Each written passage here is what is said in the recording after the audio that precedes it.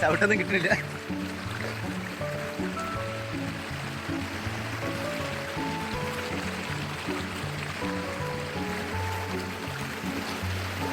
ഭയങ്കരമായ കുഴിയല്ലേ കുഴി.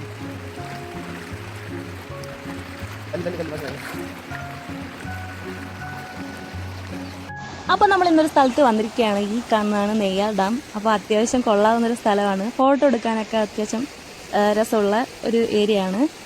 രണ്ടാളും കൂടെ സ്ഥലം കാണാൻ വേണ്ടി ഇറങ്ങിയപ്പോൾ നിങ്ങളെയും കൂടെ വെറുതെ ഒന്ന് കാണിക്കാമെന്ന് കരുതി. നമ്മൾ രണ്ടാളും കൂടെ ഇതേപോലെ വെള്ളത്തിലൂടെ ഇങ്ങനെ നടന്നു പോയിക്കൊണ്ടിരിക്കുമ്പോൾ ഒരു സംഭവം കണ്ടു. ഈ കാണുന്ന പോലെ ആരോ കളഞ്ഞിട്ട് പോയ വലയിൽ ഈ കാണുന്ന പോലെ ഒരു കൂരൽ എന്ന് പറയുന്ന മീനാണ്. ഇതേപോലെ കുടുങ്ങി കിടപ്പുണ്ടായിരുന്നു. കുടുങ്ങി ചത്തതാണ്.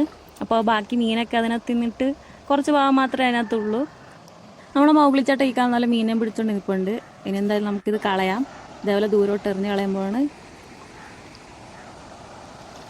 നമ്മൾ ഇടയ്ക്കൊക്കെ ഇങ്ങോട്ട് വരാറുണ്ട്. അവസാനം വന്നപ്പോൾ ഇത്രയും വെള്ളം ഉണ്ടായിരുന്നില്ല. ഇതിപ്പോൾ അത്യാവശ്യം കുറച്ച് വെള്ളമുണ്ട്.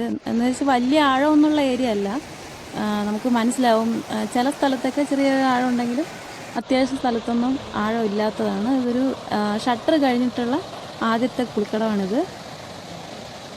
നമ്മുടെ അപ്പുറത്തായിട്ട് ഒരു അപ്പൂപ്പൻ 2 പശുക്കളെയും കൊണ്ട് നിൽപ്പുണ്ട്. എന്തായാലും പശുവിനെ നമ്മളെ സ്നേഹിക്കാൻ തോന്നിയാലോന്ന് വിചാരിച്ചിട്ട് നമ്മൾ ഇങ്ങോട്ടേക്ക് മാറി. അപ്പോൾ ഈ കാണുന്ന സ്ഥലത്തൊക്കെ കരിമീൻ ഇഷ്ടം പോലെ ഉണ്ട്.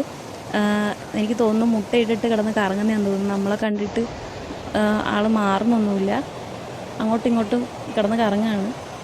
വള്ളത്തെയും കരിമീനും തമ്മിൽ എന്തൊക്കെയോ സംസാരിക്കുന്നത്. എനിക്കൊന്നും ഗുസ്തിയാണെന്ന് തോന്നുന്നു. രണ്ടും കൂടെ ഉടക്കാണ്. ഈ കാണുന്ന പോലെ പള്ളത്തി കുഞ്ഞുങ്ങൾ ഇഷ്ടംപോലെ ഇവിടെ കിടന്ന് കറങ്ങുന്നുണ്ട്.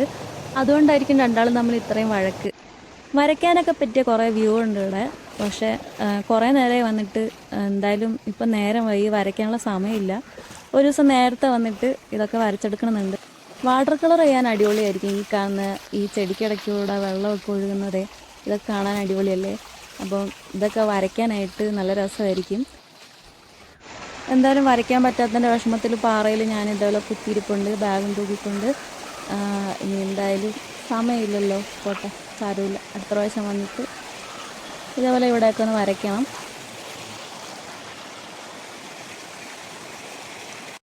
കാണുമ്പോൾ വലിയ ഒഴുക്ക് പോലെ തോന്നുമെങ്കിലും അത്രയ്ക്ക് വലിയ ഒഴുക്കൊന്നുമില്ല. അതുവഴിയാണ് നമ്മൾ നടന്നു വന്നത്. ചെറിയ പിള്ളേർക്കൊക്കെ എങ്ങനെയാണെന്ന് അറിയില്ല. എന്തായാലും നമ്മൾ രണ്ടാളും കൂടെ ഇതേപോലെ വെള്ളത്തിലിറങ്ങി നിൽക്കുകയാണ്. ഇതുപോലെ ഈ കാണുന്ന ഒരു ആഴമാണ് ഏകദേശം ചുറ്റുമുള്ള സ്ഥലത്തൊക്കെ. ആഴം കൂടിയ സ്ഥലങ്ങളുമുണ്ട്. എന്തായാലും നമുക്ക് പോകാനുള്ള സമയമായിട്ടുണ്ട്. നേരെ ഒരുപാടായി.